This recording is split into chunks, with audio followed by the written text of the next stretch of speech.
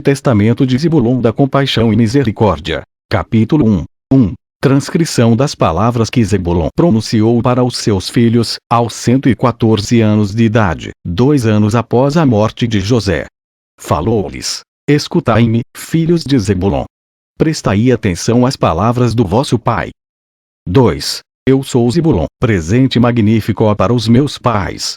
Quando nasci, meu pai era bastante rico em ovelhas e gado, por causa da sua sorte com as varas variegadas.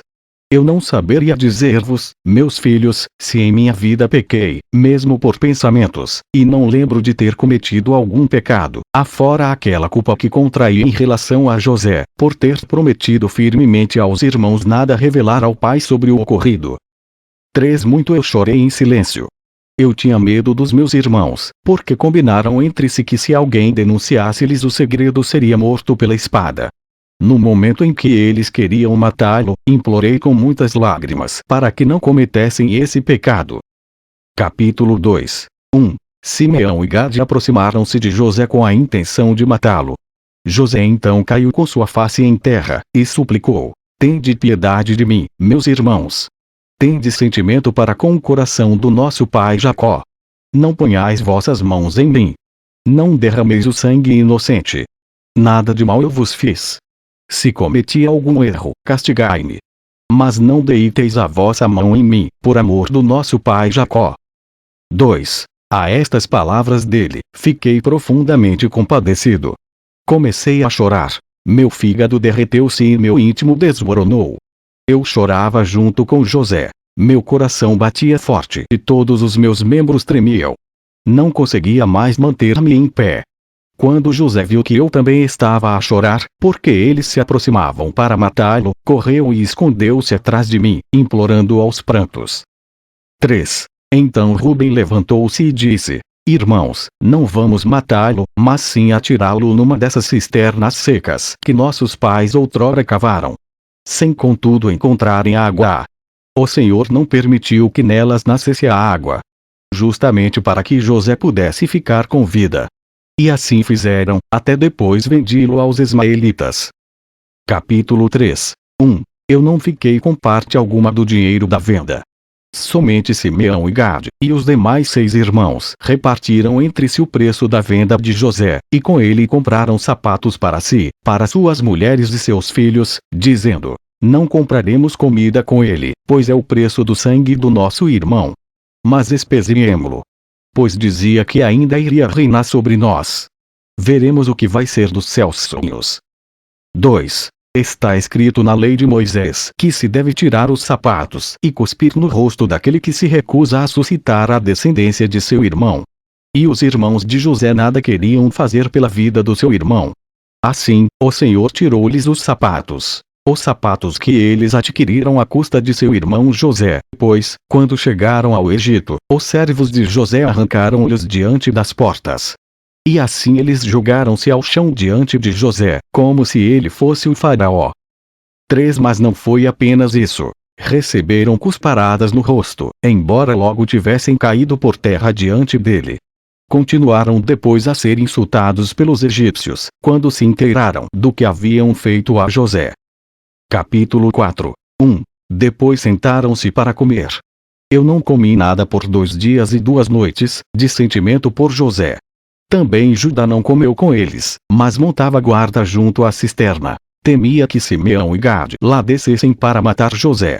Ao verem que eu não comia, confiaram-me a sua guarda, até que fosse vendido. 2. Ficou na cisterna por 3 dias e 3 noites, depois foi vendido, sem nada ter comido. E Rubem soube que fora vendido, no momento de sua ausência. Rasgou então suas vestes e exclamou com muitos lamentos: Como poderei agora encarar a face do meu pai Jacó? Tomando o dinheiro da venda, saiu correndo atrás dos negociantes, mas não os encontrou. Eles haviam se desviado da estrada principal e tomado o caminho mais curto. 3. E Rubem naquele dia não comeu pão, de tristeza. Então Dá aproximou-se dele e disse: Não chores. Não fiques preocupado. Encontramos o meio de como dar a notícia ao nosso pai Jacó. Mataremos um cabrito, e no seu sangue tingiremos a túnica de José e mandaremos a Jacó, com as palavras: Observa se por acaso esta é a túnica do teu filho. E assim fizeram. 4. Quando o puseram à venda, tiraram-lhe as roupas, cobrindo com um velho trajó de escravo. Mas Simeão apossou-se da túnica, e não queria entregá-la, porque ele havia querido matar José com a espada. Estava rancoroso por sabê-lo ainda vivo. Pusemo-nos todos contra ele, dizendo: se não entregares a túnica, diremos que cometeste sozinho em Israel a ação perversa. Com isto, ele a entregou. Executaram então tudo conforme a proposta de Dan. Capítulo 5. Portanto vos peço, meus filhos, guardai os mandamentos do Senhor, sede bondosos para com vosso próximo, compassivos para com todos, não somente em relação aos homens, mas também em relação aos animais selvagens. Por isso é que Deus deu-me a sua bênção, e enquanto todos os meus irmãos ficaram doentes, eu passei incólume. O Senhor conhece a inclinação de cada um. 2. Guardai a compaixão em vosso íntimo, meus filhos. Assim como alguém trata o seu próximo, assim será tratado pelo Senhor. Os filhos dos meus irmãos igualmente adoeceram e morreram por causa de José. Aqueles corações não conheciam a bondade. Os meus filhos, porém, permaneceram sãos, como sabeis. 3. Quando eu estava em Canaã, pescava peixes na beira do mar para o meu pai. E muitos passavam necessidades junto do mar. A mim, porém, nunca faltou nada. Capítulo 6. Fui o primeiro a construir um barco para flutuar sobre as águas. Para isso o Senhor deu-me inteligência e sabedoria. Apliquei-lhe um leme na parte de trás, e no meio estendi panos de linho sobre uma vara. Com ele eu me afastava da praia, pegava peixes para a casa do meu pai, até o dia em que nos transferimos para o Egito. 2. Do resultado da minha pesca eu dava a todo estranho, com bondade. E quando aparecia um desconhecido que estava velho ou doente, eu cozinhava os peixes, preparava-os bem e satisfazia a sua necessidade, com amor e compaixão. 3. Por isso é que o Senhor me permitia pegar muitos peixes. Quem dá ao próximo, recebe do Senhor em abundância. Durante 5 anos eu pesquei, e da minha pesca sempre distribuía a cada um que eu encontrasse, e sempre sobrava o bastante para toda a casa do meu pai.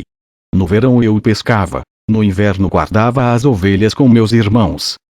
Capítulo 7. Digo-vos o que eu fazia. Ao ver um pobre nu, no inverno, eu tomava às escondidas uma roupa de minha casa e dava ao necessitado. Eu sentia compaixão por ele. Portanto, meus filhos, guardai a compaixão, sem se importar com quem seja, e a todos dai de bom coração daquilo que Deus vos dá.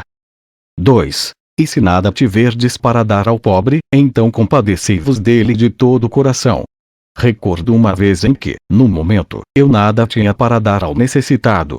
Então pelo menos segui com ele por 7 estádios, unindo-me ao seu infortúnio, com sincero compadecimento. Capítulo 8. Portanto, meus filhos, tende compaixão para com quem quer que seja, para que também o Senhor seja misericordioso para convosco. Deus, nos últimos dias, enviará a sua misericórdia sobre a terra e, encontrando um coração compassivo, nele habitará. Na mesma medida em que o homem se compadece do seu próximo, o Senhor dele se compadecerá. 2. Pois, quando chegamos ao Egito, José não nos recriminou. Segui o exemplo dele. Não rememoreis a injustiça sofrida, meus filhos.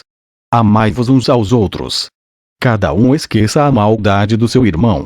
A maldade destrói a unidade, rompe os laços parentais, transtorna a alma. Aquele que carrega consigo o mal, não possui um coração misericordioso. Capítulo 9. Observai as águas. Quando fluem numa única direção, levam consigo pedras, juncos e mato. Porém, quando a água se separa em muitas direções, é absorvida pela terra, e assim se esvai. Assim acontecerá também convosco, se vos dividirdes. Não vos dividais em 2 cabeças. Pois tudo o que o Senhor criou possui uma única cabeça.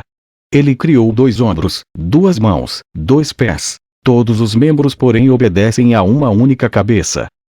2. Eu li em um livro dos nossos pais. Haverá em Israel cisão entre vós, dividir-vos-eis em 2 reinos, e havereis de praticar toda espécie de mal. E vossos inimigos vos levarão prisioneiros. Ficareis então entre os pagãos, padecendo doenças e toda sorte de aflições. 3. Depois disso, lembrar-vos-eis do Senhor e fareis penitência. Por causa desta penitência, ele vos trará de volta. Ele é magnânimo e misericordioso, e não levará em conta a maldade dos filhos dos homens. Pois estes são carne, e os espíritos da sedução enganam-nos em todos os seus atos. 4. Após isso, o Senhor mesmo se apresentará-vos como facho da justiça. Voltareis à vossa pátria, e houvereis em Jerusalém, pelo amor do seu Pai. Depois uma vez mais provocareis a sua ira, pelas vossas más ações. Sereis então repudiados, até o dia em que tudo se cumprirá. Capítulo 10. Agora porém, meus filhos, não vos entristeçais com a minha morte. Não vos abaleis porque chegou o meu fim. Eu estarei novamente em vosso meio, como um rei, no meio dos vossos filhos, e alegrar-me-ei no seio da minha estirpe, se esta seguir a lei do Senhor e o mandamento do seu pai Zebulon. 2. O Senhor mandará o fogo eterno para aqueles que forem sacrílegos e os exterminará até as mais distantes gerações. Agora eu vou para o meu descanso, como os meus pais. Vos porém temei a vosso Deus, o Senhor, com todas as vossas forças, por toda a vossa vida. 3. Após estas palavras, ele adormeceu, em idade avançada. E os seus filhos depositaram-no em uma urna. Mais tarde transportaram-no para Hebrom e sepultaram-no junto dos seus pais.